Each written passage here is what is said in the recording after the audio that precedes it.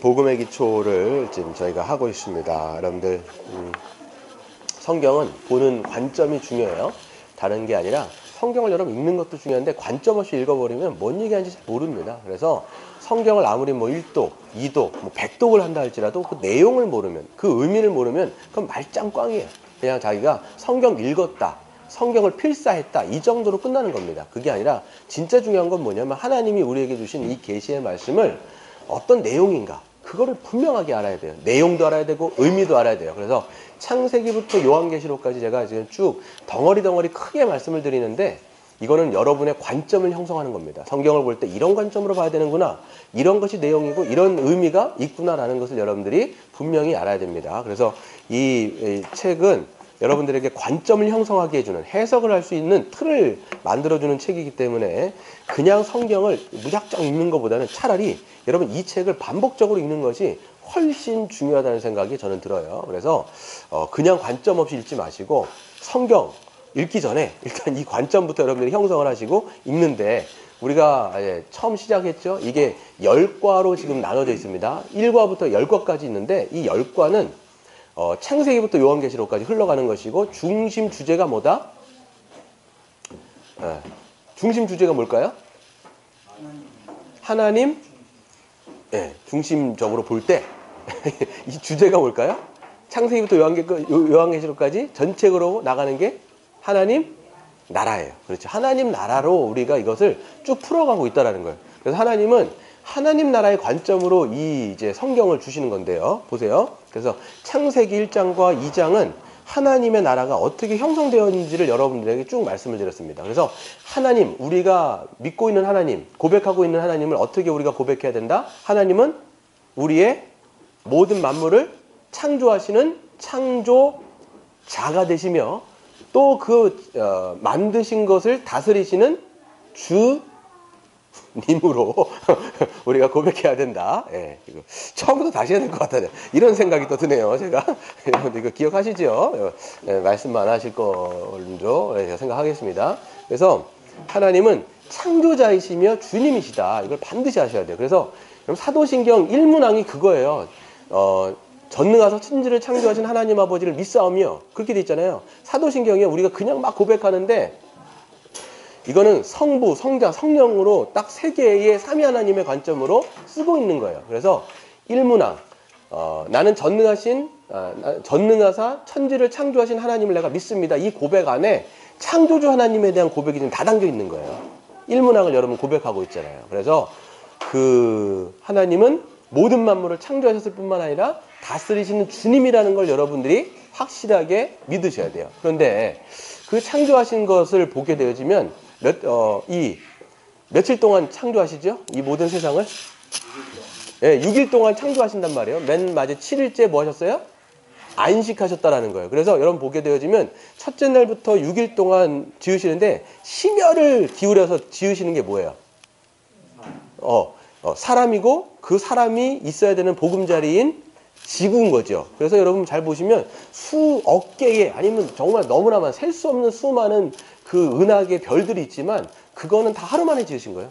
4일째에 해와 달과 별들을 지었다. 이렇게 얘기할 때는 지구를 제외한 수많은 별들은 그냥 하루 만에 지었다. 근데 지구만, 여러분이 살고 있는, 저와 여러분이 살고 있는 지구만 며칠 동안 지었다? 6일 동안 지었다라는 거예요. 그러면 하나님의 창조의 중심에는 뭐가 있다? 지구가 있다라는 거예요, 여러분. 그래서 에덴 동산은 어디에 있어요? 에덴 동산 지구 위에 있는 거예요. 여러분, 지구 전체가 에덴 동산이 아니에요. 그래서 지구의 어느 곳에 에덴 동산이 있었다라고 여러분들은 생각하시면 됩니다. 그러면 왜 이렇게 지구를 심혈을 기울여서 만드셨는가? 누구를 위해서? 아담과 하와, 사람을 거기에 두시기 위해서 지으셨다는 걸 우리가 알 수 있죠. 그럼 사람은 왜 지으셨냐? 그러면 사람은 왜 그렇게 심혈을 기울여서 지으셨어요? 왜 지으셨을까요? 그렇게 우리에게 뭘 주시기 위해서? 복 주시기 위해서. 다른 말로 하면 안식을 주시기 위해서. 다른 말로 하면 하나님께서 임마누엘 하시기 위해서. 다 똑같은 얘기예요. 복 주신다, 안식을 주신다, 하나님께서 임마누엘 하신다, 다 똑같은 얘기라는 걸 여러분들이 이제 아실 수가 있는 것이죠. 그런데 이제 여러분 보면요, 창조의 중심에는 인간이 있는데, 인간은 하나님께서 굉장히 독특하게 만드셨다라고 제가 말씀을 드렸어요. 어떻게 독특하게 만드셨어요? 독특한 게 몇 가지가 있죠. 성경에 보면 하나님의 형상대로 창조하셨다. 하나님의 형상대로 창조하셨다는 건 어떤 의미가 있을까요? 내가 내 형상대로, 그러니까 나라고 얘기 안 해요. 우리가 우리의 형상대로 우리의 모양을 따라서 우리가 사람을 만들자 이렇게 말씀하세요. 여기서 그 형상과 모양은 뭐였어요? 하나님의 뭘 닮은 거예요? 그렇죠. 형상을 따라 모양대로 지으셨다는 거는 어떤 의미가 있을까요? 어떤 의미가 있을까요? 그렇죠. 하나님처럼 하나님과 닮은 건데 하나님의 이 바디는 하나님은 바디가 없어요. 몸이 없다고요. 왜냐하면 하나님은 영이시니 무슨 몸이 있겠어요. 그러면 형상과 모양이라고 얘기할 땐 하나님의 인격이다. 여러분 그냥 외우세요. 그냥 안 되면 외우시는 거예요. 일단 막 외워. 막 외워. 머리에다 막 꾸겨 넣어. 그럼 나중에 그게 의미가 이런 거구나. 이렇게 아는 거예요. 그래서 하나님의 인격을 닮았다라고 얘기한 건 뭐냐면 다른 피조물과는 다르게 인간만 하나님과 뭐 할 수 있다? 소통할 수 있다. 교제할 수 있다. 그러니까 여러분 예배를 드리고 기도하고 다 이건 뭐냐면 하나님과 소통하는 거예요. 교제하는 거예요. 다른 피조물은요 교제가 안 돼요. 오직 인간만. 그런 면에서 인간이 굉장히 어떻게 하다? 베리 스페셜하다. 그냥 무지하게 특별하다. 그리고 하나가 또 뭐였어요? 하나님께서 모든 세상을 하나님이 직접 다스리셔도 되는데 이걸 제가 하면 안 되겠다. 저기에 소리가 다 들리네.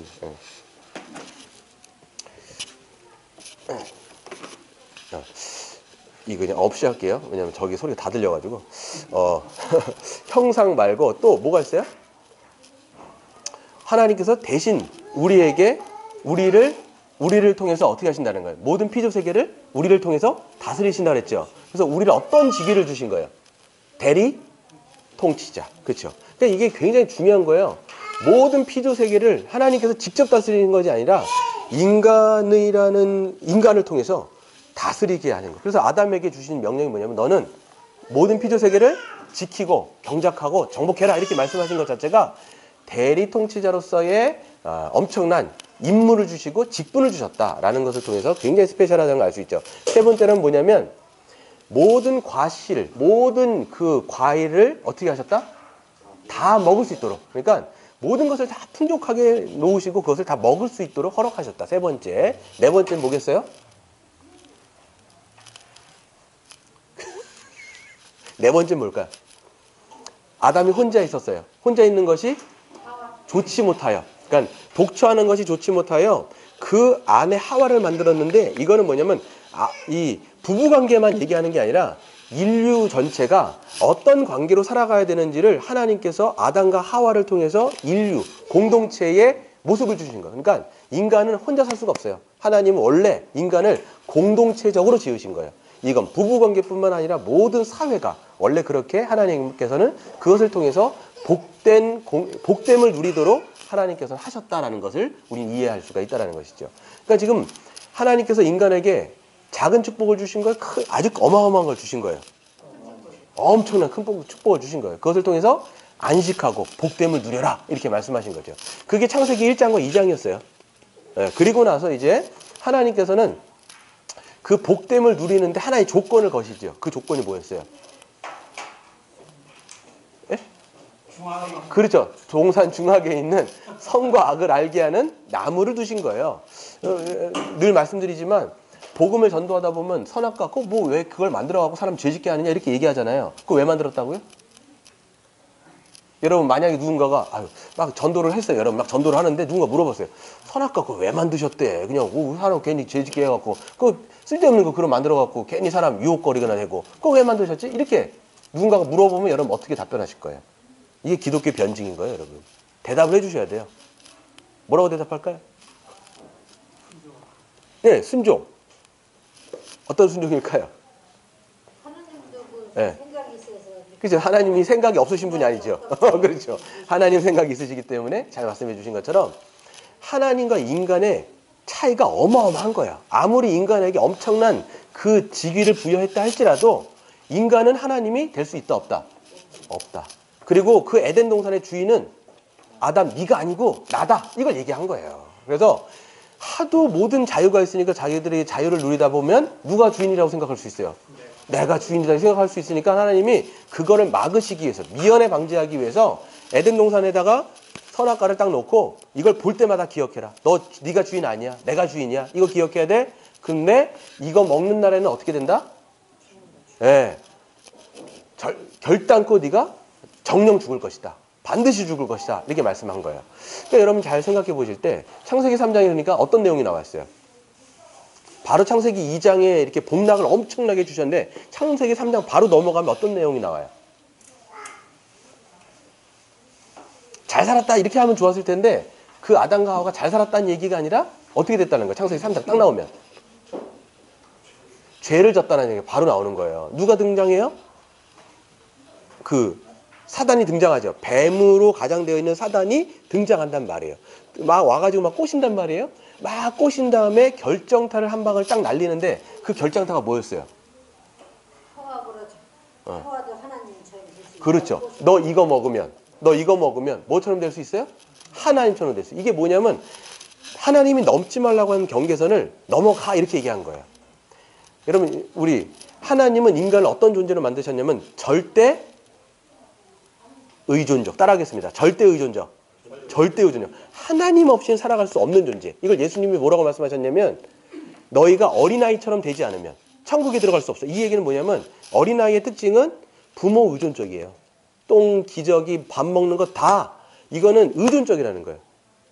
그 사람 아니면 살 수 없는 거. 마찬가지로 인간은 하나님 없으면 살 수 없는 건데 사단이 와가지고 얘기한 게 뭐냐면 너 독립해 이렇게 얘기한 거예요. 네가 하나님 돼갖고 독립해라 이렇게 얘기하는 거예요. 그러니까 하나님의 그 의도와는 완전히 배격하는 거죠. 거기서 어떻게 되냐면 아담과 하와가 어떻게 돼요? 미혹당하죠. 그래서 그것을 선악과를 먹어버렸다. 먹어버린 행위는 작은 거에 큰 거예요. 엄청나게 큰 거예요. 이건 다른 말로 하면 하나님에 대해서 도전한 거예요. 왕이신 하나님의 이 에덴 동산의 주인에다가 그 왕의 자리를 자신들이 찬탈한 행위이기 때문에 작은 게 아니다. 그러니까 이거는 뭐 선악과 하나 이거 먹은 게 뭐 이렇게 큰 거라고 그렇게 영원한 지옥에 보내시고 뭐 그런 그걸 막 그렇게 하시냐 이렇게 얘기하는데 작은 거가 아니라는 거예요. 하나님 뒤통수에다가 던져버린 거예요. 내가 당신처럼 내가 주인 되겠다 이렇게 얘기한 거니까 너무 큰 죄라 이거는 큰 영벌을 받을 수밖에 없는 거죠. 그래서 우리가 얘기했습니다. 죄의 본질은 뭐였다 책에서? 죄의 본 따라하겠습니다. 죄의 본질은 하나님의 주되심의 거부다. 예, 하나님의 주인 되심의 거부예요. 그래서 여러분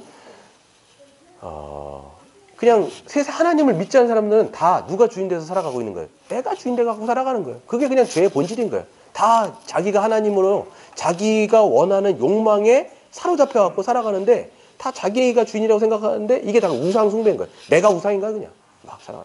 그렇기 때문에 이 죄는 작지 않고 결국은 너 이거 먹으면 정령 죽으리라 말씀하셨죠. 그러니까 죄의 결과는 뭐겠어요? 사망인 거예요. 로마서 6장 23절에 보면 죄의 삭은 사망이다 이렇게 얘기해 놓고 하나님은 그렇기 때문에 그 심판을 다 하세요. 실질적으로 그 심판을 다 하는데 첫 번째 심판받는 대상이 누구예요? 네, 누굴까요? 아담과 하와 전에 뱀, 사단이에요. 사단에서 결국은 사단이 그 심판을 받는데 그 결정적으로 뭐라고 얘기해요? 네가 뭐 이렇게 땅으로 기어댕길 거고 흙을 주워 먹을 것이고 그 다음에 뭐라고 얘기해요? 원시복음이라고 여러분 이거 기억해야 돼요. 원시복음. 너와 여자의 후손이 너와 여자가 원수가 되게 하고 너의 후손과 여자의 후손이 원수가 되게 하리니 여자의 후손은 너의 머리를 상하게 할 것이요 너는 여자의 후손의 발꿈치를 물게 될 것이다. 이 얘기한 거예요. 이게 결국은 어디 얘기하는 거예요? 어디 얘기하는 걸까요? 십자가 얘기하는 거예요. 그러니까 예수 그리스도께서 오셔갖고 사단의 머리를 박살낼 거다. 십자가를 통해서. 이 얘기를 먼저 이미 신약이기 전에 구약에서 3장 15절에서 하고 있는 거라는 거예요. 그러니까 이 사단이 심판당할 거다. 이 얘기를 하는 거예요. 그리고 두 번째. 그 다음에 누가 심판당하죠? 여자죠. 여자는 뭐였어요? 임신하는 고통. 원래 축복을 주셨는데 생육하고 번성하고 땅에 충만해라. 아기가 낳는 거를 이게 복이었어요. 근데 이게 저주로 바뀌죠. 어떻게 바뀌어요? 산고의 고통으로, 애를 낳는 고통으로 바뀌는 거죠. 또 남자의 지배를 당하는 거. 또 그 다음에 누구 심판받아요? 남자는 어떤 심판받아요? 평생 수고해요. 땅의 소산물을 먹고 너 네가 흙으로 만들었으니 흙으로 돌아가라. 이렇게 얘기한단 말이에요. 그게 뭐냐면 노동이라고 하는 것은 원래 뭐였냐면 축복이었어요. 그래서 다스리고 경작하고 막 그런 거. 하나님의 지혜와 하나님의 능력을 가지고 이 하나님의 창조 사역 가운데 동참하는 게 인간의 노동의 원래 본질이었어요. 그런데 저주를 받자 어떻게 됐냐면 그 노동 자체가 뭐로 바뀌었다? 저주로 바뀌었다. 왜 그러냐면 먹고 사는 것이 노동하고 결부가 되는 거예요. 그래서 여러분 노동하고 있는 게 힘들잖아요. 왜 그러냐면 먹고 사는 문제랑 여러분의 일하는 게 결부가 돼 있는 거예요. 원래 그건 떨어져 있었던 거라고요. 하나님은 먹을 것은 다 그냥 알아서 주시는 거고 일은 그 여러분이 능력껏 하시는 거였는데 그게 아니에요. 이제는 먹고 사는 문제 걸리는 거죠. 그 다음에 땅까지도 저주를 받아갖고 다 피폐해졌다. 여러분 이렇게 우리가 했습니다. 근데 우리가 지난 시간에 우리가 말씀을 드린 것처럼 여기서 보게 되어지면 하나님은 이제는 그런 다음에 심판받은 다음에 아담과 하와가 어떻게 됐어요? 에덴 동산으로부터 쫓겨났죠. 이건 뭘 얘기하는 거예요? 하나님 나라로부터 쫓겨난다. 추방당했다는 거. 그건 뭐냐면 하나님의 복에는 더 이상 동참할 수 없는 모든 저주 가운데 있을 수밖에 없다는 거예요. 그래서 하나님이 주신 복락이 다 뒤집어지면서 저주가 돼버린 거예요. 이게 죄의 결과다. 이게 아시면 돼요. 그러니까 죄의 결과는 뭐냐? 하나님이 주셨던 복락이 다 거꾸로 돌아가고 저주가 돼버린 거예요. 이게 죄의 결과라는 거예요. 그래서 여러분 보게 되어지면 우리가 그러니까 하나님 주신 안식이 여기 이렇게 있었는데 인간의 처지가 이렇게 확 떨어져 버린 거예요. 이렇게 떨어진 거예요. 그럼 구원이라는 게 뭘까요?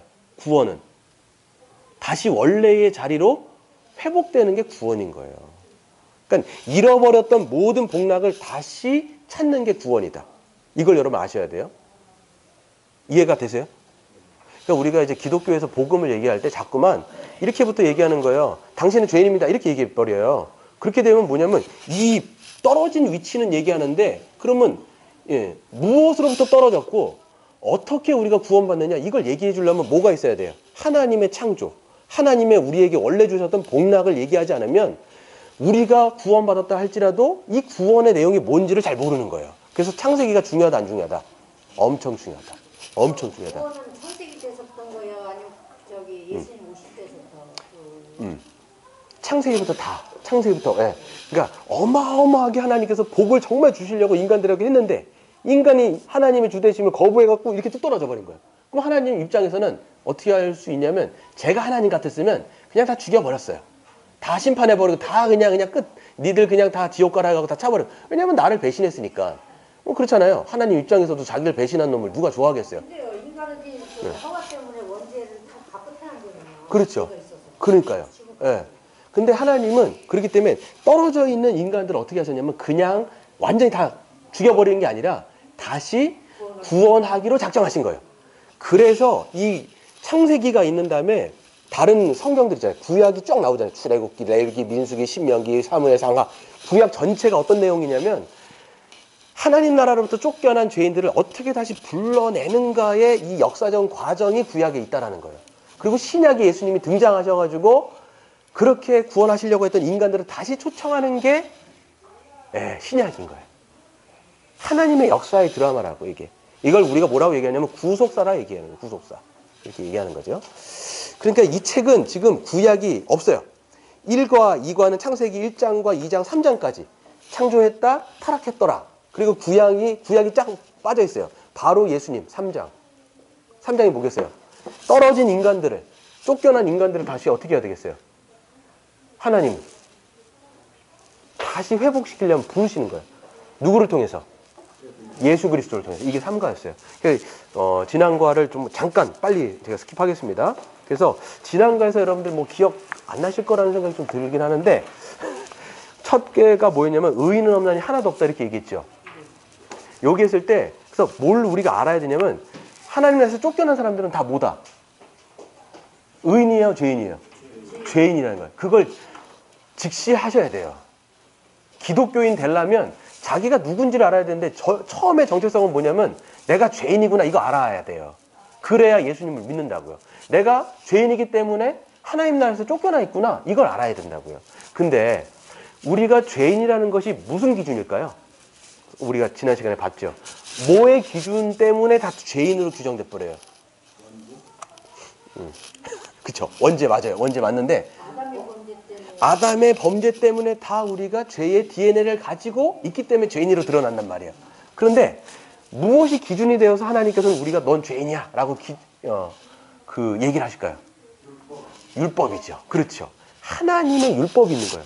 율법은 좋다 나쁘다? 좋다. 왜?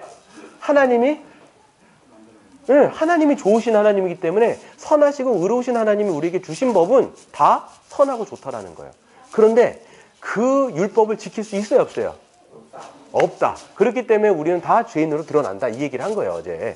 지난 시간에. 그래서 하나님의 율법은 어떤 거를 규정하냐면 너희들 이걸 지켜야 돼. 이걸 지키지 말아야 돼. 라고 하는 하나님의 율법이 무지하게 많아요. 율법이 몇 가지예요, 율법. 숫자. 613가지. 맞아요. 613가지나 되는 율법이 있어요. 뭐 해야 된다, 뭐 하지 말아야 된다, 막 규정한단 말이에요.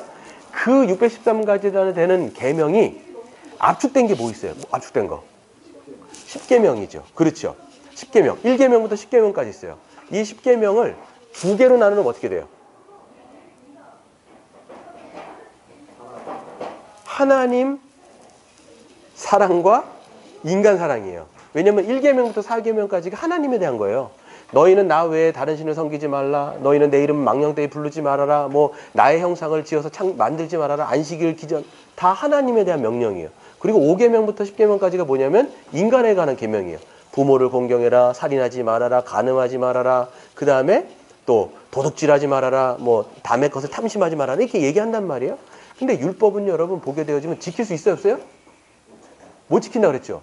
왜 그러냐면 율법은 여러분이 어떤 액션만, 그러니까 도둑질하지 말아라 그랬을 때 우리가 남의 거 도둑질 안 하면 됐지 이렇게 생각할 수 있단 말이에요. 간음하지 말아라 했을 때 뭐 다른 사람들과 관계를 안 맺으면 됐지 이렇게 된단 말이에요. 근데 예수님은 율법은 어떻다라고 얘기하는 거예요. 우리의 행동만 규정하는 게 아니라 어디까지도, 생각과 마음까지도. 그러니까 예수님 말씀하신 게 뭐냐면 네가 여자를 보고 음욕을 품었으면 이미 뭐 했다라는 거야? 간음했다라는 거야. 네가 누군가를 미워하면 이미 뭐 했다라는 거야? 이미 살했다라는 거야. 그러니까 율법을 이건 지킬래야 지킬 수가 없어요. 그렇기 때문에 율법에 기준하여서 모든 사람은 뭐가 된다? 다 죄인이라는 거야. 죄인은 뭐예요? 결국은 하나님 앞에 죄인이면 어떻게 되는 거예요? 뭐 받을 수밖에 없어요? 하나님의 심판, 하나님의 진노. 왜냐하면 하나님은 공의하신 하나님이기 때문에 이 죄에 대해서 그냥 넘어갈 수가 없어요. 반드시 심판하셔야 돼요. 근데 우리 스스로는 거기서 구원받을 수 있다 없다?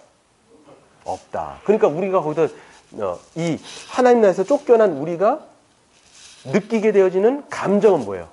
아, 어떻다? 첫 번째 기쁘다. 두 번째 행복하다. 세 번째 해피하다. 네 번째 절망스럽다. 절망스럽다. 그렇죠? 해도 대답 잘하네 아주. 예. 절망스러운 거예요. 왜냐하면 내가 어떻게 뭔가를 해가지고 다시 하나님 앞에 구원받고 다시 하나님 나라에 들어갈 수 있는 그런 자격을 얻을 길이 없다는 거예요. 그러니까 여기까지만 얘기하면 우리가 이제 절망스러운데 다음 페이지 43페이지 누가 등장해요? 43페이지 예수님이 등장하시죠. 여기서 우리가 예수님이 복음이라고 하는데 왜 복음일까요?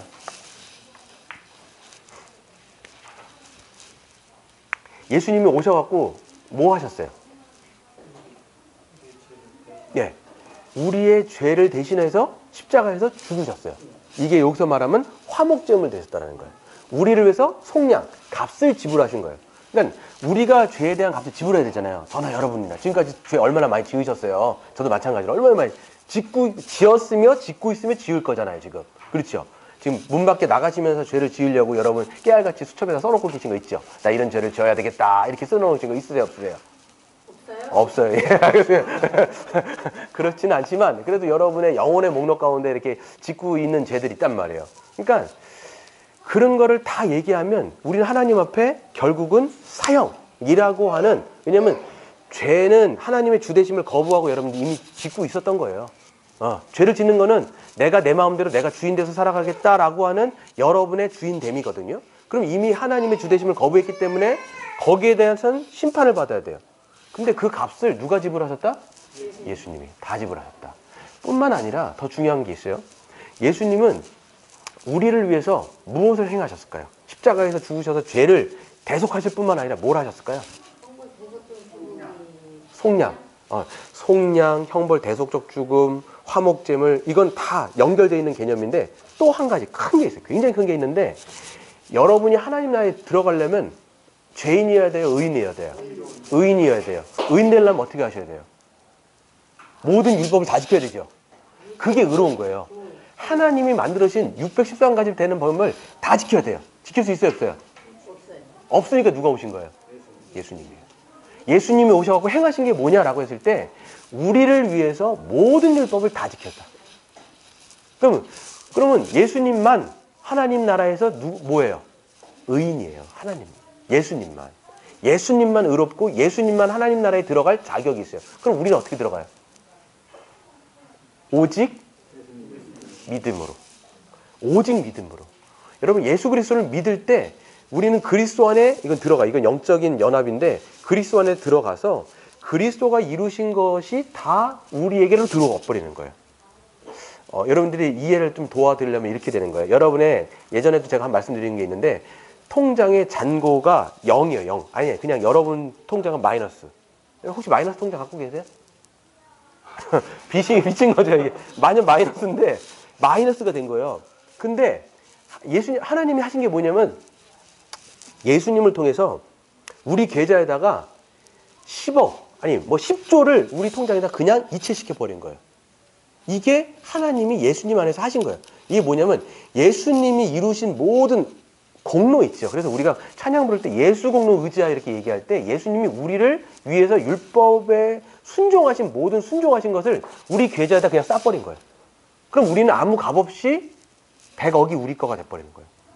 그 의, 그 하나님 나라에 합당한 의가 누구의 것이 된다? 우리 것이 되는 거예요. 어떨 때? 믿음으로. 이게 우리에겐 복음이에요. 아무런 것, 한 것 없이, 값 없이 이렇게 되는 거죠. 여기까지가 지난 시간에 한 거예요. 질문 없으시죠? 그렇죠? 네. 그래서 이게 중요한 게 예수님 뭘 행하셨는지가 복음인 거예요. 그래서 우리를 위해서 정말 어마어마한 걸 행하시고 이거를 그냥 다 우리에게 주셨다. 네, 이걸 주셨다. 그러니까 여러분이 하나님 앞에 나아갈 때 예수 공로 의지하여 얘기한 건 뭐냐면 예수님의 공로를 의지한다는 건 뭐냐면 나는 자격이 있어요. 근데 예수님 앞에 하나님 앞에 나아갈 때는 그 예수의 의 때문에 하나님 앞에 우리가 의인으로 여겨지는 거예요. 그냥 여겨지는 거예요. 이렇게 하는 거죠. 그러니까 예수님이 몇 년 사셨죠? 33년 사셨죠. 33년 사시면서 우리 대신 하나님 앞에 순종하셨을 거 아니에요. 그 순종이 마치 누구의 순종처럼 우리가 하나님께 순종한 것처럼 여겨주신다는 거예요. 이게 여러분 복음이에요. 우리는 순종 안 할 때가 너무 많잖아요. 근데 예수님이 그 순종한 거를 우리에게 그냥 다 십자가에서 순종한 것까지 다 우리 걸로 여겨주시는 거예요. 그게 칭의예요. 믿음으로 말미암아 의롭다고 여겨주시는 거예요. 여러분, 그러니까 내가 의인이라고 얘기하면 안 돼요. 그러니까 그런 면이 있지만 그래서 여겨주신다고 하는 건 뭐냐면 그렇게 하나님께서 생각해 주시겠다는 거예요. 누구 때문에? 네. 그럼 하나님이 우리 김영재 선생님 보실 때 누구처럼 보실까요? 저를요? 예. 글쎄요, 그건 하나님 마음이시겠지. 우리는 그렇기 때문에 하나님의 관점으로 보려면 이 성경을 그래서 약속으로 받아야 되는 거예요.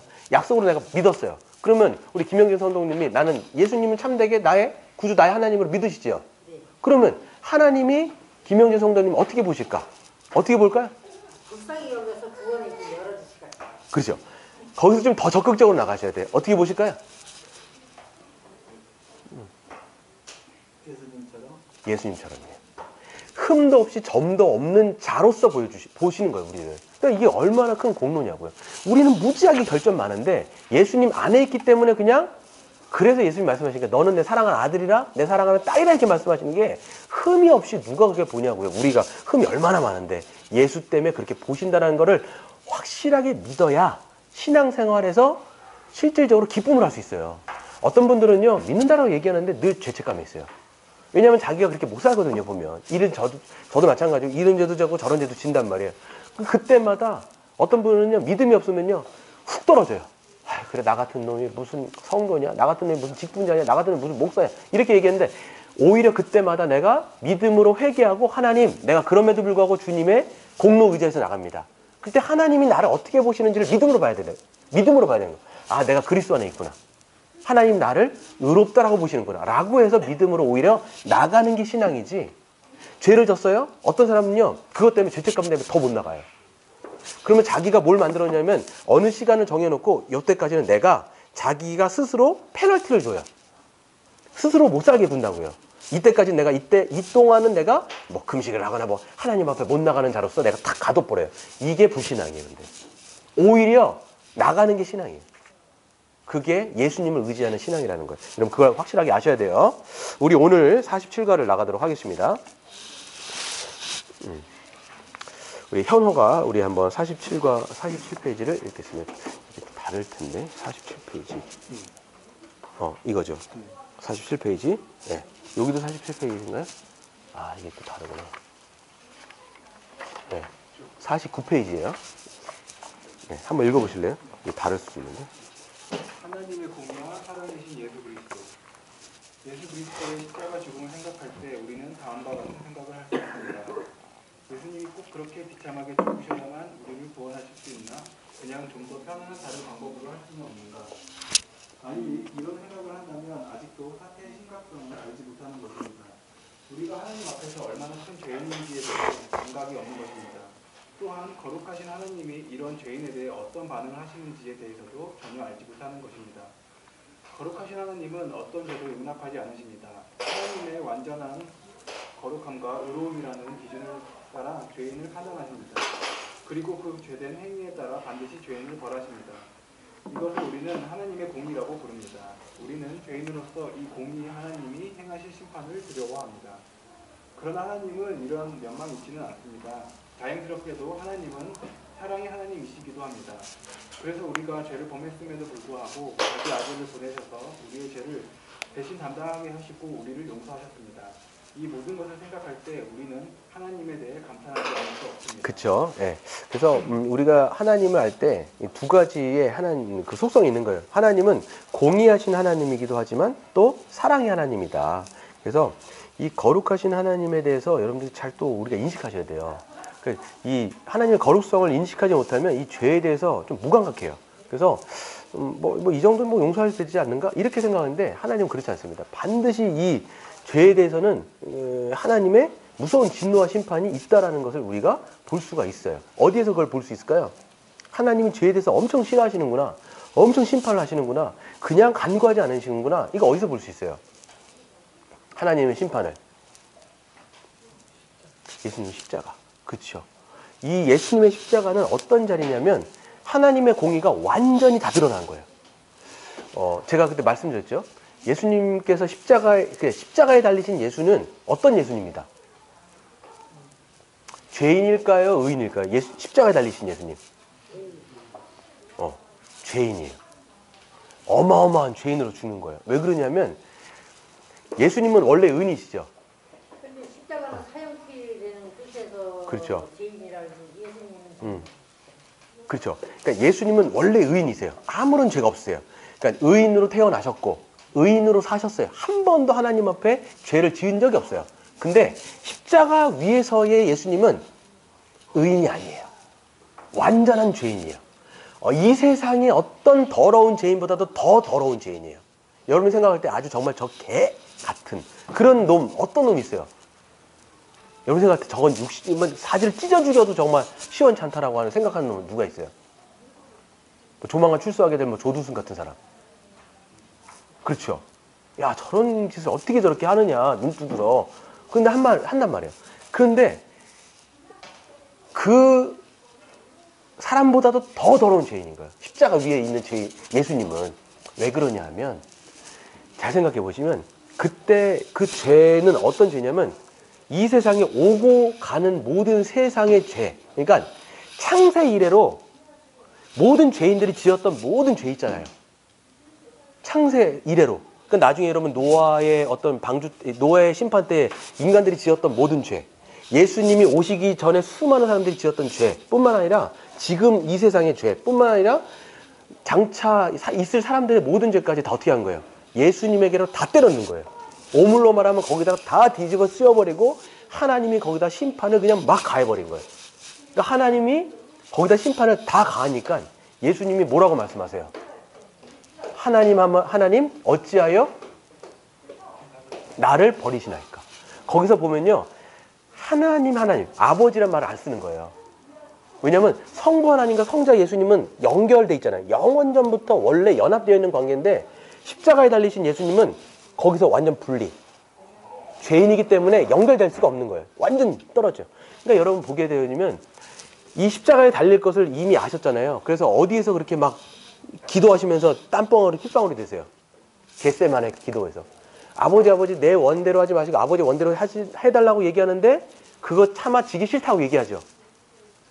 그 십자가에 지기 싫다고 하죠. 왜 이렇게 싫어했냐면 어마어마한 이 형벌로서의 죽는 죄, 이 심판이기 때문에 인간의 죽음하고는 좀 차원이 다른 죽음인 거예요, 이게. 하나님과의 분리되어지는 죽음. 이걸 우리가 영적 분리다. 영적인 고통이다. 이렇게 얘기하는 거죠. 네. 거기서 하나님의 심판이 다 떨어진 거예요. 네. 이걸 통해서 우리는 뭘 알 수 있냐면 하나님의 거룩하심을 알 수 있어요. 그런데 거기서 또 하나님의 사랑을 알 수 있죠. 어떻게 하나님의 사랑을 알 수 있을까요? 우리를 향한 하나님의 사랑을 어떻게 알 수 있어요? 하나님 엄청 무섭다. 이거 진짜 야 하나님 너무 엄하신 거 아니야? 너무 거룩하시다. 이 죄에 대해서 너무나 무섭다. 라고도 알 수 있지만 하나님이 우리를 너무나 사랑하신다는 걸 우리가 알 수 있어요. 어떻게 알 수 있어요? 십자가에서. 네, 부활도 있어요. 맞아요. 또 어떻게 알 수 있을까요? 십자가를 통해서, 십자가 위에 달리신 예수님을 통해서 어떻게 하나님의 우리를 향한 사랑을 알 수 있을까요? 거기서 누가 죽었어야 돼요? 네. 그 심판은 원래 내가 당해야 돼요. 제가 당했어야 되고 여러분 죄가 얼마나 많겠어요? 저 얼마나 많겠어요? 거기서 그냥 그 심판은 여러분 다 당했어야 돼요. 그러니까 십자가가 어마어마한 고통이거든요, 이게. 네. 그 심판을 다 당해야 되는데 우리한테 당한 것이 아니라 아들을 거기다 죽여버린 거니까. 그러니까 우리는 어떻게 했어요? 살리셨다고요.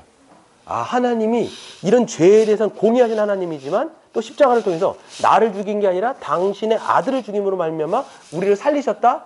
우리를 엄청나게 사랑하시는 거야. 여기서 하나님의 공의와 사랑이 다 드러난다. 이걸 여러분들 기억하셔야 돼요. 그게 이 내용인 거예요. 우리 로마서 3장 25절 26절을 같이 한번 읽겠습니다. 시작. 이 예수를 하나님이 그의 피로써 믿음으로 말미암는 화목제물로 세우셨으니 이는 하나님께서 길이 참으시는 중에 전에 지은 죄를 간구하심으로 자기의 의로우심을 나타내려 하심이니 곧 이때에 자기의 의로우심을 나타내사 자기도 의로우시며 또한 예수를 믿는 자를 의롭다 하려 하십니다. 이거 여러분 구절을 여러분 잘 알기가 어려울 수 있는데 이 뜻을 좀 보세요. 그 죄를 간과하심으로 자기도 의롭다 하시고 그리고 자기를 믿는 사람들도 의롭다 하신다라고 얘기를 하시는 거예요. 근데 이게 어떤 뜻일까요? 자기도 의로우시려면 어떻게 하셔야 돼요? 하나님 당신도 의로우시려면 어떻게 하셔야 돼요? 하나님이 제정하신 그 법에 대해서 지켜야 돼요? 안 지켜야 돼요? 반드시 지켜야 돼요. 죄의 삭은 뭐다? 사망이다. 말씀하신 그 하나님의 법을 누가 지키셔야 돼요? 하나님이 지키셔야 돼요. 그러니까 우리의 죄를 그냥 용서해 줄 수가 없다고요. 그래. 내가 너 착하다. 내가 지금 용서해 줄게. 이렇게 하면 하나님은 하나님이세요? 하나님이 아니세요? 하나님이 아니신 거예요. 공의하신 하나님이 아니시라는 거예요. 공의하신 하나님이 되려면 법을 반드시 지켜야 되는 거예요. 그러니까 어떻게 해요? 십자가에다가 심판을 해버린 거예요. 안 할 수가 없으니까. 법을 지키셔갖고 뭐가 증명이 됐어요? 하나님이 어떤 분이시다? 공의하신 의로우신 하나님이구나라는 것이 십자가에서 증명됐어요. 뿐만 아니라 예수를 믿는 자들도 의롭다 하려 하심이니 이건 뭐겠어요? 죄는 이미 다 끝장이 났으니까 그것을 예수를 믿는 자들도 어떻게 했어요? 의롭다라고 여겨주신다는 거예요. 이 두 가지가 하나님의 법 아래에서 균형 잡히가 일어난 것이라는 것들을 우리가 알 수가 있는 것이죠. 이 정도 우리가 하고요. 1번을 한번 우리 강간모 집사님 한번 읽어보실까요? 우리는 우리의 제한된 지성으로 창조주 하나님을 제대로 알 수 없습니다.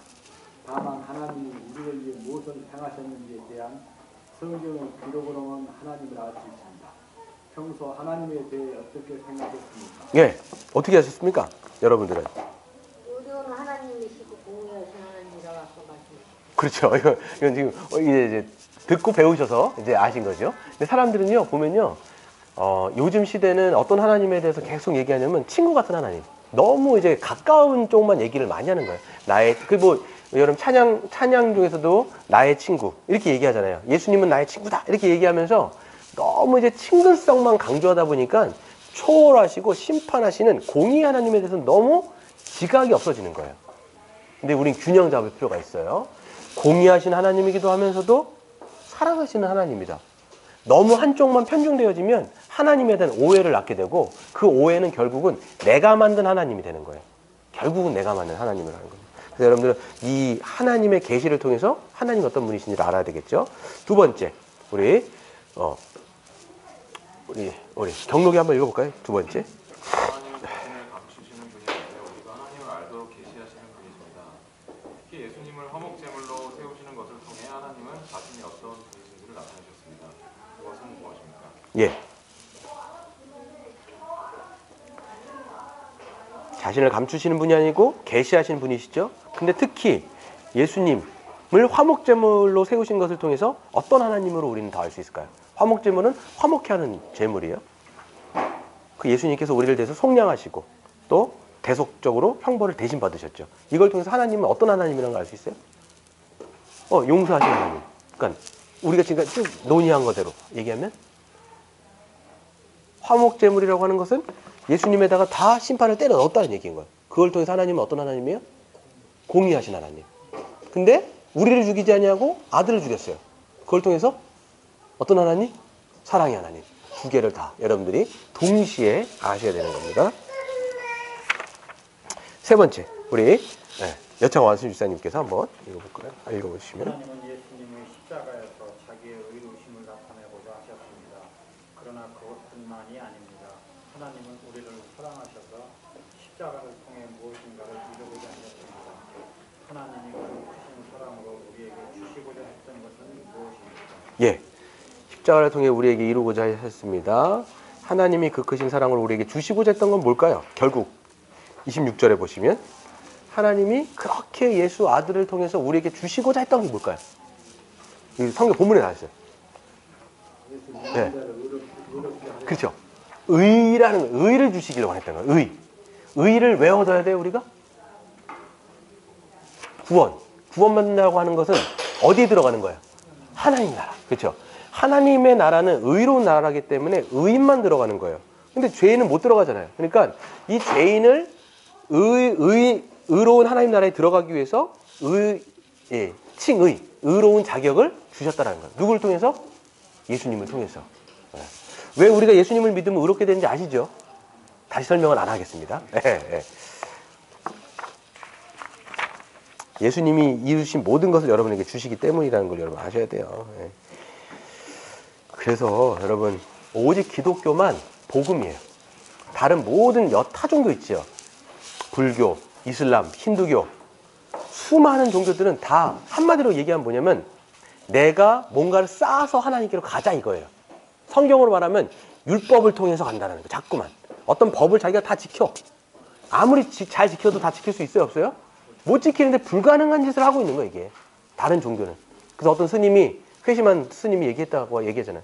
그 불교는 죽을 때 결국 자기가 죄인이라는 걸 깨닫고 하는 건데 기독교는 뭐냐면 이거를 깨닫고 시작하는 거예요. 깨닫고 시작하는 이게 다른 거예요. 근데 기독교는 뭐예요? 오직 기독교만 내가 이게 아니라 하나님께서 우리에게 하늘의 사닥다리를 어떻게 보면 내려주신 거예요. 이렇게 생각하시면 좋아요. 모든 여타 종교는 자기가 사닥다리를 만들어서 땅에서 하늘로 올라가려는 거예요. 근데 기독교는 뭐냐면 하나님께서 사닥다리를 밑으로 내려주신 거예요. 우리 보고 올라오라고 얘기한 거예요. 그게 여러분 야곱의 사닥다리예요. 그 구약에서 보면 야곱이 베델에서 돌베개 자고 잘 때 하나님께서 사닥다리를 위에서 아래로 쭉 내려주시죠. 거기서 뭐예요? 찬사들이 위아래로 그 사닥다리 위에를 왔다 갔다 하죠. 그걸 보여준 게 뭐냐면 예수님에 대한 예표거든요. 살지 말아요. 이걸 여러분 아셔야 돼요. 넘어가도록 하겠습니다. 우리 뒤에 묵상과 적용을 한번 좀 하고 넘어가겠습니다. 3번을 한번 같이 읽어보겠습니다. 시작. 하나님은 우리를 사랑하시지만 우리의 죄를 그냥 아무것도 아닌 양 넘어가지 않으셨습니다. 거룩한 하나님이 사랑이 하나님이시기 때문입니다. 하나님은 우리의 죄를 아들이신 예수께 대신 담당시키시고 우리의 모든 죄를 사하셔서 하나님 나라에 들어가게 하셨습니다. 이제 우리는 하나님 앞에서 어떤 자로 살아야 합니까? 하나님의 뜻대로 살고자 한다면 죄에 대해서 어떤 태도를 지녀야 됩니까? 그럼 어떻게 생각하세요? 구원받은 우리가 죄에 대한 어떤 태도를 지니게 될까요? 정말 여러분이 십자가를 믿는다면 죄에 대해서 어떤 태도를 지니게 될까요? 어떨 것 같아요? 죄? 에이, 뭐 다 용서해 주셨는데 뭐 지으면 되지 뭐. 죄를 지을까요? 어떻게 될까요? 어떻게 될까요? 여러분 정말 예수님 믿고 예수님이 내 구주, 내 하나님으로 이제는 내가 영접했어요. 그럼 죄에 대한 태도가 달라지게 돼 있어요. 어떻게 달라질까요? 죄에 대해서 싫어하는 경향이 생겨요. 왜 그럴까요? 왜 그럴까요? 왜 그럴까요? 이 죄 때문에 누가 죽었어요? 내가 사랑하는 내 주님이 죽었다는 걸 이제 알게 되는 거예요. 그러면 죄에 대한 태도가 달라져요. 아, 내 이 더러운 죄 때문에 우리 주님이 죽으셨구나. 내가 그런데 은혜로 구원받았지만 내가 이 죄를 어떻게 또 짓냐. 이렇게 생각이 달라지는 거예요. 여러분 죄에 대한 태도가 달라지시고 있습니까 지금? 어떠세요? 그럼요. 그 예수님이 영접하신 분은 이제 지금 교인들은 예. 영접하신 사람은 조금 이제 죄를 안 지려고 했지 않나. 그렇죠. 왜 그러냐면 물론 우리가 안 넘어진다는 얘기 아니에요. 그래서 죄를 때로는 넘어지기도 하고 자빠지기도 하죠. 근데 죄에 대한 근본적인 생각이 바뀌어요. 네. 내가 사랑하는 주님이 이 죄 때문에 십자가에 죽었다면 내가 이 죄를 또 짓는다고 하는 것은 어떻게 보면 그럴 일은 없지만 내가 다시 예수님에게 십자가를 못 받고 있는 거예요. 이게 또 내 죄를 짓고 있다. 이거는 예수님을 또 내가 못 받고 있는 거예요. 그러니까 내가 죄를 짓고 싶지가 않지요. 근데 연약함 때문에 때때로 넘어져요. 그러니까 그때 우리가 회개할 때 복음적인 회개와 율법적인 회개가 그래서 다르다고 말씀드려요. 율법적인 회개는 뭐냐면 내가 이거 죄를 졌네. 하나님께서 날 벌 주시면 어떡하지? 부들부들 떨면서 하는 거는 율법적인 회개예요. 복음적인 회개는 뭐냐면 이 죄 때문에 내가 주님의 마음을 아프시게 했구나. 이게 복음적인 회개라는 거예요. 내가 사랑하는 하나님의 마음을 또 아프시게 했네? 너무 주님 죄송해요. 이게 복음적인 회개예요. 달라요. 신자의 회개는 그래 다른 거예요, 여러분. 그래서 여러분 죄에 대해서 여러분 그냥 막 뭐 지어도 제가 늘 말씀드린 게처럼 여러분 그 무슨 영성이냐면 사우나 영성. 사우나 영성이 뭐예요? 일주일간 죄 막 한 다음에 사우나 한 번, 주일날 한 번 와가지고 한 번 때 벗겨내시 또 때 싹 벗겨낸 다음에 또 월요일부터 때 또 막 죄를 짓고 또 주일날 와갖고 딱 한 번 사우나 한 번 하는 거. 사우나 영성. 그렇게 될 수가 없어요. 네. 죄에 대해서 그런 태도를 지닐 수가 없다라는 거예요. 우리 마지막 한가 더 하고 오늘 마치도록 하겠습니다. 오늘 좀 시간이 좀 지났는데 사과 53페이지 우리 같이 한번 제목을 한번 읽어보겠습니다. 시작. 하나님 나라의 주님이 되신 예수 그리스도. 이거 맞죠? 맞. 61페이지인가요? 사과. 맞아요. 제 책과 좀 달라요. 사과. 하나님 나라의 주님이 되신 예수 그리스도. 예수님은 죽으셨을 뿐만 아니라 어떻게 하셨다? 주님이 되시는데 어떻게 주님이 되셨을까요? 죽으시면 어떻게 하셨어야 돼요? 부활하셔야 되죠. 그렇죠. 그러니까 여러분 우리가 복음이라고 이야기할 때 예수님의 십자가만 복음이 아니에요. 모두 복음이냐면 부활도 복음인 거예요. 그러니까 두 가지를 얘기해라. 예수님의 십자가의 죽음, 예수님의 부활. 이게 두 가지 축인 거예요. 큰 부활이 되는 거죠. 우리 한번 같이 읽어보도록 하겠습니다. 시작. 하나님은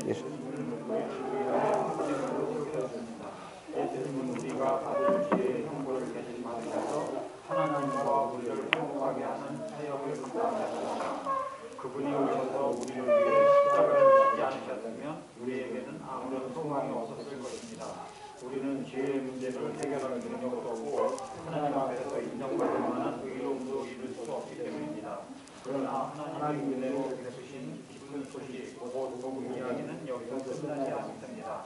만일 모든 이야기가 십자가로 인한 죄의 사함으로만 끝난다면 우리는 우리의 구원이 마지막까지 지속되어 완성될 것을 무엇으로 생각합니까? 구원받은 이후에는 누가 우리를 보호하며 인도합니까? 최종적인 구원이 어떨지는 무엇으로 알아보십니까? 이 모든 궁금증은 십자가 위에서 위대한 죽음을 죽으신 예수님의 다음 이야기에서 해결될 것입니다. 그렇죠? 그래서 예수님의 십자가뿐만 아니라 여러분 우리가 이제 죄사함 받고 구원받았다는 걸 알면 근데 우리의 구원이 맨 마지막 여러분이 하나님의 심판대 마지막 쓰실 거잖아요. 그때도 우리가 너는 의롭다라는 것이 어떻게 확증되고 어떻게 보장될 거냐라는 거예요. 그걸 우리가 어떻게 할 수 있느냐? 부활을 통해서 할 수 있다는 게 이번 과의 이제 핵심 내용입니다. 부활하신 예수 그리스도 우리 한번 같이 읽어보겠습니다. 시작. 하나님은 십자가에서 죽으신 예수님을 다시 살리셨습니다. 이제 예수님의 부활은 믿음으로 살아가는 모든 사람에게 매우 큰 기쁨이자 소망이 되었습니다. 예수님의 부활은 믿는 우리와도 관련이 있기 때문입니다. 예수님의 부활은 어떤 의미를 지닙니까? 예수님의 부활의 의미를 알기 위해서는 우선 이 부활이 역사적 사실임을 믿어야 합니다. 부활은 그냥 예수님의 제자들이나 교회가 만들어낸 거짓말이 아닙니다. 만일 그랬더라면 아마도 기독교는 지금까지 지속하지 못했을 것입니다. 그랬어요. 사도행전 2장을 보시면 사도행전 2장 우리 현호가 한번 읽어보겠습니다. 현호 형제가 시작. 그가 하나님께서 정하신 뜻과 예비하신 대로 내준 바 되었거늘 너희가 더 없는 자들의 손을 빌려 국가가 죽였으나 하나님께서 그를 사망의 고통에서부터 살리셨으니 이는 그가 사망에 매여 있을 수 없습니다. 그는 선지자라 하나님이 이미 맹세하사 그 자손 중에서 한 사람을 그 위에 앉게 하리라 하심을 알고 미리 본 고로 그리스도의 부활을 말하되 그가 은밀 버림이 되지 않고 그의 육신이 썩음을 당하지 아니하시리라 하더니 이 예수를 하나님이 살리시니라. 우리가 다 이 일의 증인이로다. 그렇죠. 그래서 예수님이 십자가에 죽으신 것은 하나님께서 정하신 뜻과 미리 아신 대로 내어준 바 되었다라는 거예요.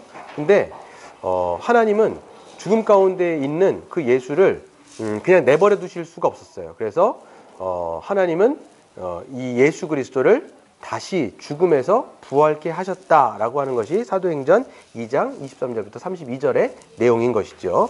1번 한번 보도록 하겠습니다. 시작. 하나님은 죄인인 우리를 대신하여 십자가에서 죽으신 예수님을 다시 살리셨습니다. 그 이유는 무엇입니까? 그 이유가 뭘까요?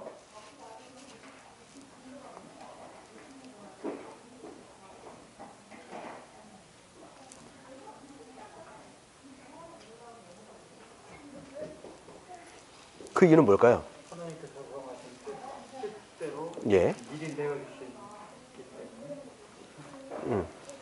때문에 하나님께서 정하신 뜻과 미리 아신 대로 내어준 바 되었다라고 얘기했을 땐 그건 십자가예요. 십자가에다가 내어줬다라는 거죠. 근데 하나님께서는 이 죽은 자, 그러니까 죽은 자 가운데서 예수를 살리실 수밖에 없는 거죠.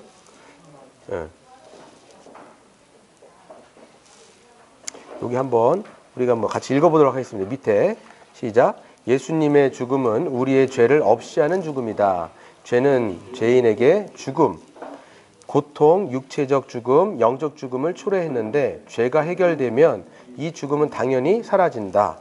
예수님은 화목제물로 세우신 하나님의 뜻을 긍휼히 성취했을 뿐만 아니라 죄를 해결하심으로 죽음도 해결하셨다.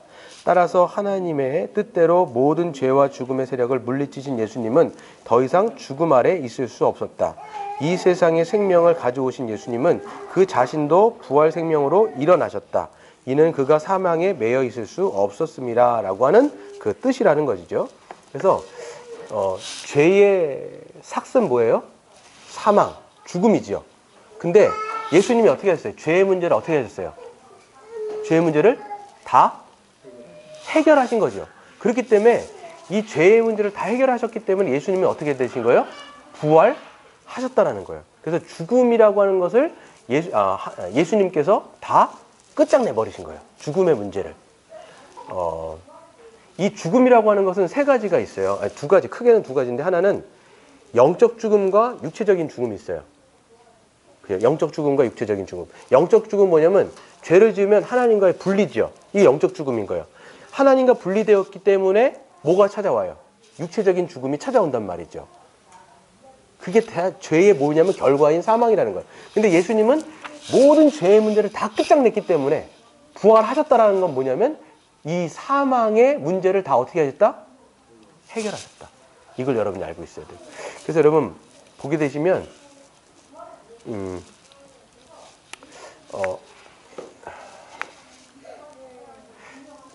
이 죄와 사망이라고 하는 걸 여러분 저를 잠깐 보세요.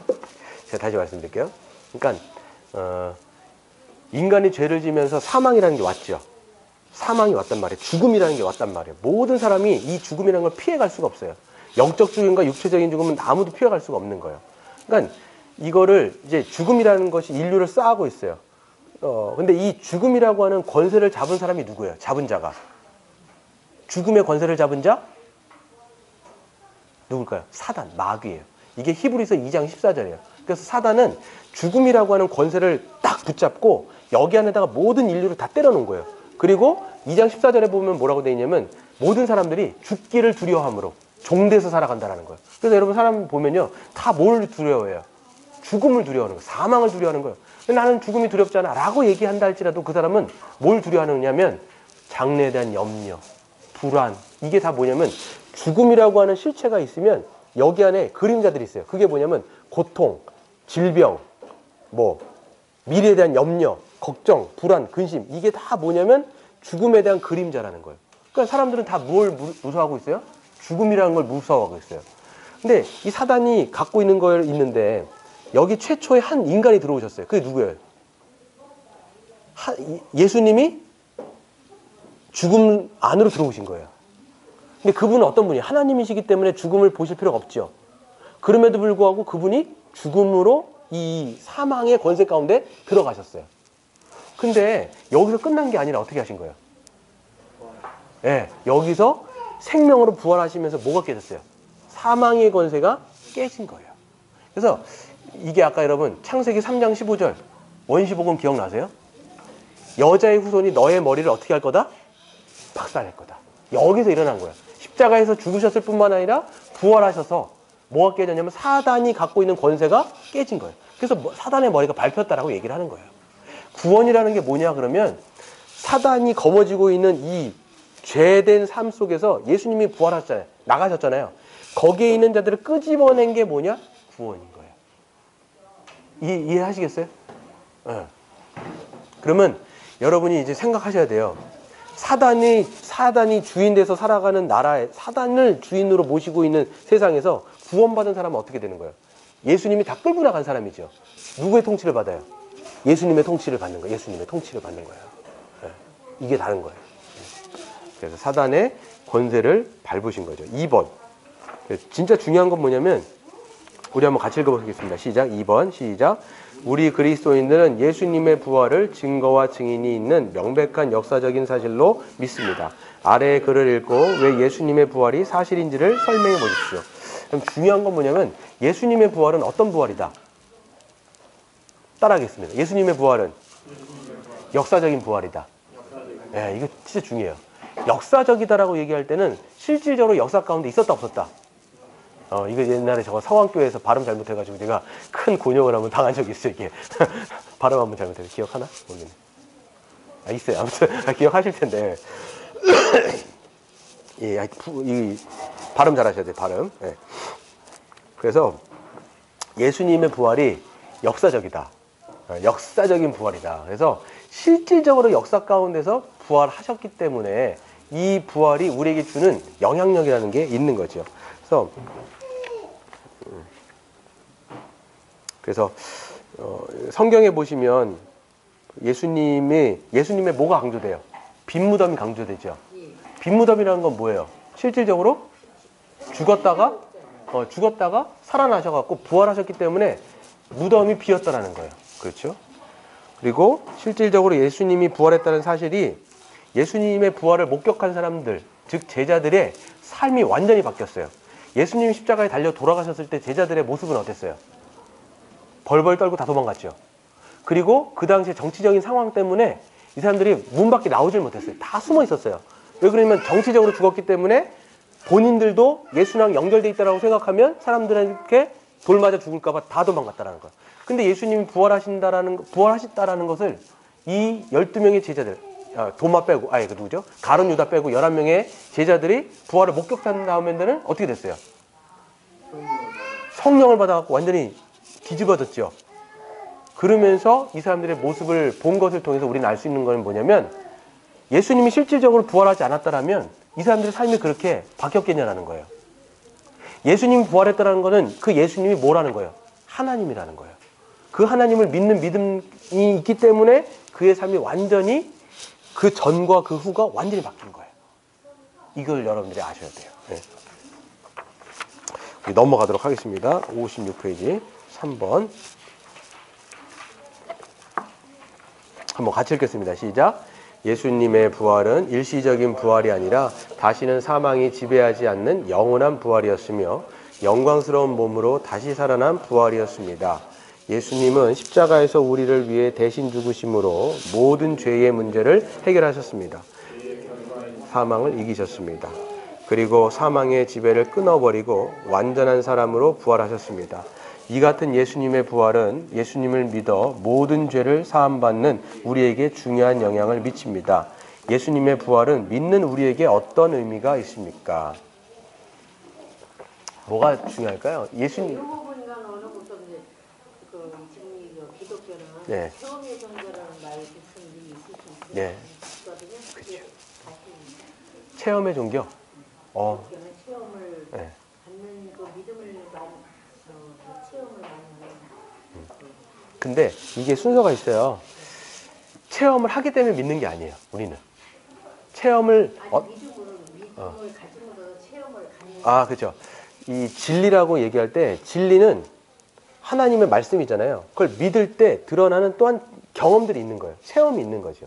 그러니까 진리는 그냥 우리가 뜬구름 잡는 그냥 이런 성경 그 글자에만 쓰여 있는 게 아니라 이건 진리잖아요. 살아서 역사하시는 하나님의 말씀이라면 이걸 믿는 자들에게 성령을 주시고 성령이 있으면 그 성령을 통해서 우리 삶 속에서 실질적으로 주님과 동행하는 경험이 있어요. 그런데 이게 여러분 잘 주목해야 될 게 뭐냐면 자꾸만 체험 이렇게 얘기해버리면 체험이 없으면 난 안 믿겠다 이렇게 하면 이것도 문제인 거예요. 실질적으로 우리가 말씀을 믿을 때 어떤 건 경험 안 되는 거 되게 많아요. 경험이 안 된다고요. 어떤 거는. 그러면 나는 경험이 안 된다니까 이게 하나님의 말씀이라는 걸 내가 안 믿을 거야. 이건 되게 어리석은 짓이에요. 아니 네가 안 믿을 거야. 그렇죠. 제가 우리 성도님이 얘기하신 건 내가 분명 100% 다 읽었어요. 맞아. 우리 성도님이 말씀하신 거 맞아요. 그 얘기가 맞는 거예요. 그래서 진리는 이제 하나님의 말씀이기 때문에 믿는 자들에게 주는 체험이 분명히 있다. 이게 맞아요. 글쎄요. 그 체험하신 분들 말씀을 네. 들어봤거든요. 근데 우리는 체험이 1차가 아니라 역사적으로 기록된 이 역사적인 내용이 훨씬 중요해요. 가령 예를 들어 볼게요.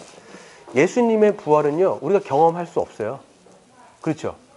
예수님이 십자가에서 죽으시고 예수님이 역사적으로 부활하신 것은 역사적 사건이죠. 그러니까 이 역사적인 사건을 우리는 기록된 말씀을 통해서 우리는 믿는단 말이에요. 이건 경험되는 게 아니에요. 네. 물론 우리가 이 말씀을 우리가 받을 때에 성령께서 우리 안에 오셔가지고 실질적으로 경험되어지는 부분이 있어요. 이건 분명히 있는 거죠. 그래서 이런 거예요. 여기서 오늘 이 3번 문제가 뭐냐면 예수님의 부활과 우리가 어떤 관계냐라는 거예요. 예수님이 부활한 것과 여러분하고 무슨 관계예요? 예수님이 부활한 것과 여러분이 그러니까 여러분에게 그게 왜 복음이 되는 거죠? 예수님이 부활한 것과 여러분에게 그게 왜 복음이 돼요? 복음인가? 왜 복음이죠? 예수님 부활한 것과 여러분 무슨 관계예요? 아니 영광스러운 몸으로 다시 살아났을 때는 부활 아니겠습니까? 그렇죠. 영광스러운 몸으로 예수님이 부활하셨어요. 그러면 그게 김영진 우리 성도님하고 어떤 관계가 있는 거예요? 그분이 부활했지. 우리가 부활한 건 아니잖아요. 네. 그렇죠.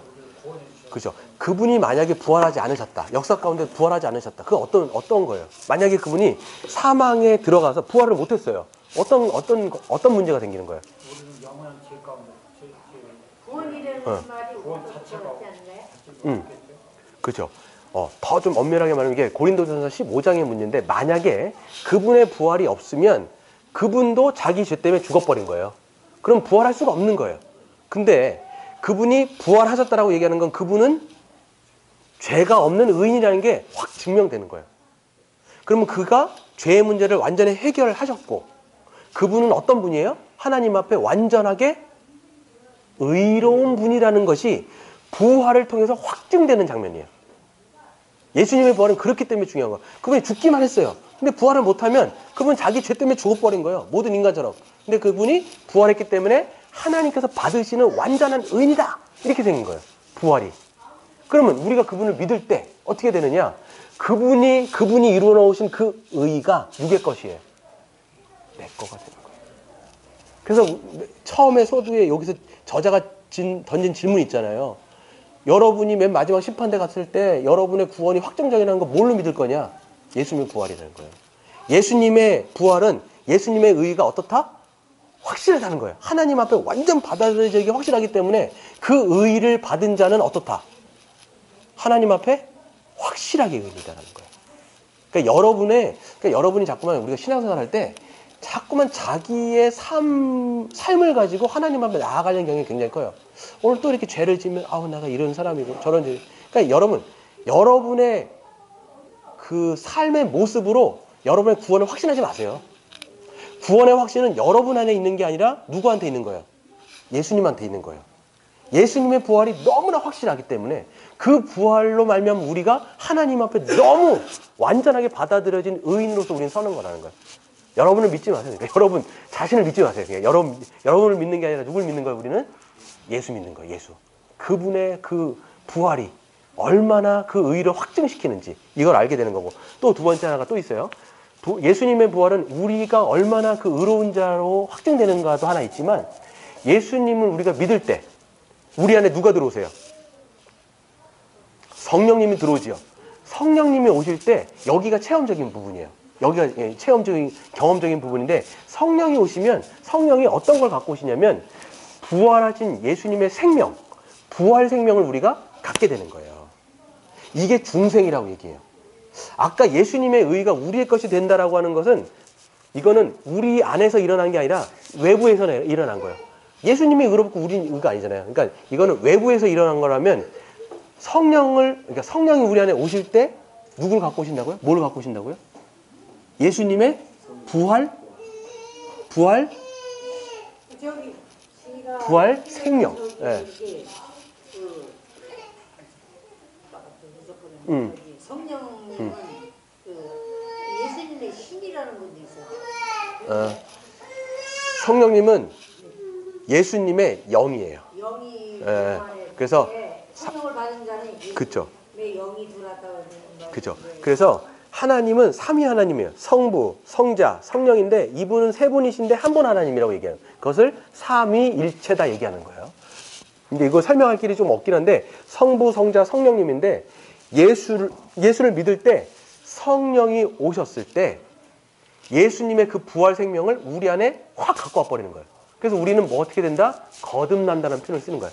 거기서 우리가 하나님을 경험하게 되는 거예요. 여러분 거듭나셨어요? 이렇게 물어보는 거예요. 거듭나셨어요? 거듭나셨습니까? 어떠세요? 거듭난다는 건 어떻게 거듭난다고 얘기하는 것은 하나님의 자녀가 된다는 거하고 똑같아요. 그래서 우리가 세례를 받을 때 어떻게 하냐면, 여러분 세례 어떻게 받으셨어요? 세례 받을 때 기억 안 나시나요? 그런데 그 세례 과정 어떻게 받으셨어요? 물을 이렇게 위에 뿌렸죠. 이게 장로교다. 장로교에서 하는 게 뭐냐면 성부와 성자와 성령의 이름으로 세례를 준다. 머리에다 딱 줘요. 그게 뭐냐면 당신의 옛사람이 완전히 죽었다는 거예요. 침례교회 가면 어떻게 하냐면 물에다가 완전히 담가버려요. 목사가 있고 가운을 입힌 다음에 이 사람을 완전히 물 안에다가 집어넣어요. 이게 뭐냐면 너의 옛사람은 예수님과 함께 십자가에 못 박아 죽었다. 근데 여기서만 끝내는 게 아니에요. 여기서만 끝내면 이 사람 질식하죠. 그러니까 어떻게 돼요? 어떻게 해줘야 돼요? 꺼내줘야 돼요. 꺼내주는. 이 꺼내주는 과정이 뭐예요? 예수님과 함께 이제는 새 생명을 얻어서 새롭게 거듭났다 얘기하는 거예요. 이게 거듭나는 거예요.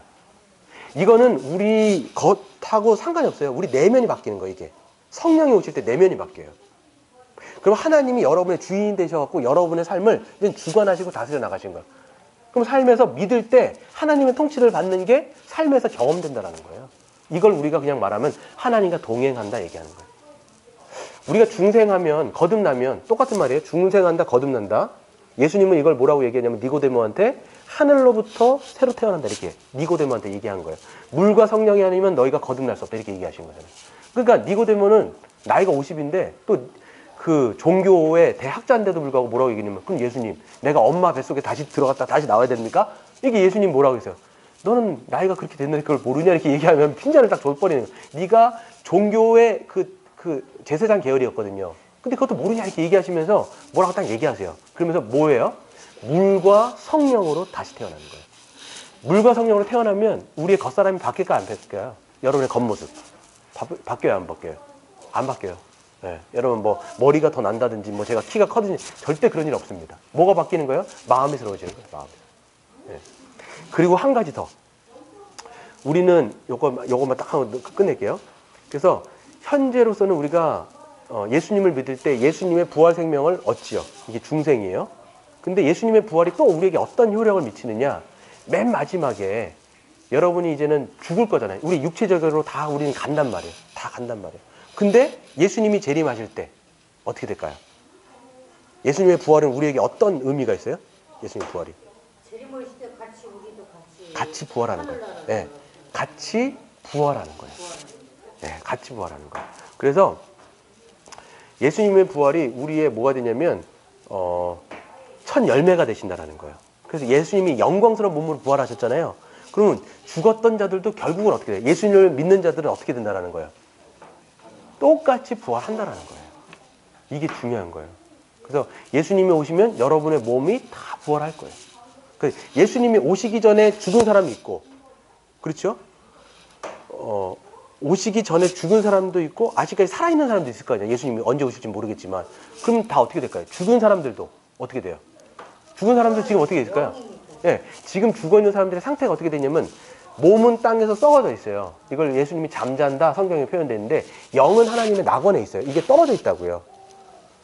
그러면 예수님이 재림하실 때 어떻게 되느냐? 영과 육이 합쳐서 예수님의 몸처럼 부활할 거예요. 그리고 죽지 않은 사람들도 그때는 어떻게 됐냐면 그냥 이런 상태에서 영광스러운 몸으로 예수님처럼 부활하게 되는 거예요. 누구만? 예수님을 믿는 신자만 이렇게 되는 거예요. 여러분이 그렇기 때문에 지금 성령으로 거듭나와서 부활 생명이 있는지가 너무 중요한 거예요. 네. 예수님을 참되게 믿는 자는 뭘 주신다? 부활 생명 주신다. 그리고 맨 마지막 장차 새하늘과 새 땅 가운데서 영원한 신천지, 새하늘과 새 땅 가운데 거닐게 하신다. 거기서 또 우리가 뭘 알 수 있냐면 여러분만 새하늘과 새 땅에 들어가는 게 아니라 어떻게 될까요? 예수님이 오시면 모든 지구가 싹 없어질까요? 어떻게 될까요? 지구가 없어질 것 같아요? 안 없어질 것 같아요? 안 없을 것 같은데요? 그 다른 생물이라도 또 살아갈 그렇죠. 우리가 그걸 어떻게 할 수 있을까요? 네, 그걸 어떻게 할 수 있을까요? 맨 마지막에 다시 풀들도 있고 바다도 있고 산도 있고 다 이런 모든 자연 만물이 있다는 걸 어떻게 할 수 있을까요? 영이 때문에 다 볼 수 있지 않나요? 예? 부활하시면서 올라가시면 영으로 올라가시면 응. 영으로 올라가시면 그분은 몸, 바디를 입으셨어요. 그 몸으로 올라가신 그분이 다시 내려오실 거예요. 그러면 하나님의 나라가 어디 안에서 형성될까요? 다시. 그래서 지구가 중요한 거예요. 처음 말씀드린 게. 그래서 에덴 동산에서 보면 모든 피조 세계가 다 있잖아요. 산과 물과 초목들과 뭐 모든 식물들이 있고 동물들이 있고 산들이 있고 그게 뭐냐면 맨 마지막 새하늘과 새 땅 하나님의 나라가 어떻게 완성될지의 모형인 거예요. 그래서 에덴 동산이. 이게 그래 중요한 거라 이거죠. 여러분 우리는 물질, 이 몸을 긍정하셔야 돼요? 부정하셔야 돼요? 기독교인들은 긍정하셔야 돼요. 몸은 썩어서 없어질 거라고 자꾸 생각해가지고 몸을 막 부정해서는 안 됩니다. 몸을 굉장히 여러분 이 물질 세계를 다 여러분 긍정하셔야 돼요. 그래서 여러분 부활이 우리에게 이게 정리하고 마칠게요. 우리에게 어떻게 적용되느냐? 왜 예수님의 부활이 우리에게 복음이냐라고 얘기했어요. 첫 번째, 부활을 통해서 예수님이 이루신 의가 어떻다? 확정적이다. 그러니까 그 의를 받은 자는 하나님 앞에 확정적인 의를 받는 것이기 때문에 부활이 중요하다. 또 두 번째, 우리가 예수를 믿을 때 성령이 오시면서 뭘 주신다? 예수님의 부활? 다시 해야 되나? 생명을 우리에게 넣어주셔서 어떻게 된다? 거듭나고 우리가 중생하게 된다. 예. 그리고 맨 마지막에 예수님의 부활처럼 우리의 몸이 어떻게 된다? 다 다시 부활하게 될 것입니다. 이게 예수님의 부활이 주는 우리에게 복음이라는 사실. 기억하시죠? 네, 여기까지. 그래서 뭐 혹시 질문 있으시면. 예, 또 중요한 질문을 우리 김영재 선생님이 해주셔가지고 제가 또 이렇게 대답을 해가 너무 좋은 것 같아요. 좋은 질문을 많이 해주셨고. 현호 혹시 질문 있어요? 응? 경동이 혹시 질문 있어요? 네. 다 이해됐어요? 그래요? 네, 그래요. 우리 혹시 여주선님 질문 있으세요? 예. 예, 예. 그 예수님이 딱그 돌아가실 때, 네. 중심까지 돌아가실 때, 그 이전의 죄도 다 안고 가셨다고 하셨잖아요. 그렇죠. 예. 오고 가는 모든 세대예요. 그래서 에베소 2장 7절에 보면. 예. 전에 죽으셨던 분들은 지옥 갔거나 천국 아. 갔거나 하셨을 것 같은데. 그래서 이스라엘 백성, 이렇게 하나님이 그 그러니까 신약에 오면 이제 예수님을 통해서 이 십자가의 모든 죄를 이제 여기다 하시는 거잖아요. 그러면 구약 이스라엘 백성들은 어떻게 되냐? 이런 질문이 나온단 말이에요. 이 사람들도 예수님의 십자가 때문에 구원받은 거예요. 근데 이 사람들은 예수님의 십자가가 없었지요. 그렇기 때문에 그림자인 제사법을 통해서 가축들과 짐승들을 잡으면서 대속한 건데 이거는 실질적인 효력은 여기에 있는 거예요. 그러니까 하나님의 편에서는 이 모든 것이 시간과 공간을 초월하는데 시간 안에 살아가는 인간들에게는 그 당시 주어진 것이 제사법인 거예요. 그래서 제사법도 은혜다. 예수님을 예표하는 5대 제사가 있어요. 뭐 속죄제, 번제제, 속건제, 뭐 이런 제사가 쭉 있는 거예요. 다 예수님을 예표하는 거예요. 이 사람은 예수님은 없었지만 이거를 통해서 하나님을 믿은 거예요. 그건 누굴 믿은 거냐? 예수님을 믿은 거예요. 그래서 이 사람들도 믿음으로 구원받고 신약도 믿음으로 구원받는 거예요. 다 믿음이에요. 이 사람은 행위가 아니에요. 다 믿음이에요. 그런데 실체를 붙잡고 있는 우리와 그림자를 붙잡고 있는 건 좀 다르죠. 질적인 면에서 이렇게 되는 거예요. 신약의 성도와 구약의 성도는 이렇게 돼 있어요. 구약과 신약을 잇는 중간에 한 사람이 있어요. 그 사람이 누구냐면 세례요한이에요. 세례요한은 그렇기 때문에 예수님 뭐라고 말씀하시냐면 세례요한 다음에 바로 예수님이 오시잖아요. 내 앞길을 예비하는 사람이다 얘기하기도 하고 예수님이 딱 이렇게 얘기해요. 여자에게 난 사람 중에 이 사람보다 큰 자 없다. 왜냐면 예수님은 앞길을 예비했으니까 이 사람보다 큰 자가 없다. 그런데 천국에 갔을 때는 이 세례요한보다 작을 사람이 아무도 없을 거다. 누가 크다라는 거예요. 천국에 있는 신약 백성들은 다 크다라는 얘기예요. 어떤 면에서 그러냐라고 했을 때 계시의 점진성. 세례요한은 예수님의 십자가를 봤어요, 못 봤어요? 못 보고 죽었어요. 이 사람 나중에 목 베가 죽었는데. 그러니까 신약의 백성들은 예수님의 이 실체를 완전히 본 사람인 거예요. 우리 같은 사람들 지금 다. 구약에 있는 사람이나 구약의 맨 마지막에 있는 어떻게 보면 구약과 신약의 중간에 끼어 있는 세례요한. 이 사람이 맨 마지막 구약이 이 끝인데 계시에 확연한 것은 못 보고 죽은 거예요. 그렇기 때문에 여자에게서 난 자 중에서는 가장 큰 자지만 천국에서는 이 사람보다 작을 사람이 없다. 이렇게 얘기하는 거예요. 계시의 점진성이 이게. 네. 이해가 돼요? 그러니까 얘기하려는 바는 다 구약도 신약도 예수님의 이 십자가의 사역을 통해서 다 구원받는 거예요. 근데 그때는 그림자였다라는 거예요. 네. 그럼 노아의 홍수 때 노아는 어떻냐? 똑같이 하나님의 말씀 계시인 노아의 방주를 믿은 거예요. 그러니까 하나님의 말씀, 너 방주 지어라. 하나님 그 말씀 믿어갖고 방주 안에 들어가 살았잖아요. 그 방주가 예표하는 게 뭐냐면 예수님이에요. 다 구약은 예수님을 다 예표하고 있어요. 그러니까 얼마나 성경이 통일적인 얘기. 한마디로 누구가 있어야 되는 거야? 예수 얘기예요. 기독교는 예수교예요. 그래서 성경 보고 딴 얘기를 할 수가 없어요. 그래서 됐죠? 네. 구약은 저기 제가 천주교 쪽에서 많이 하고 신약은 목사님 그분이 아니요. 개신교는 그러니까 이 구약과 신약은 그냥 간단하게 그냥 얘기하면 구약, 올드 테스먼트, 옛 언약이란 뜻이에요. 하나님의 옛 언약, 구약.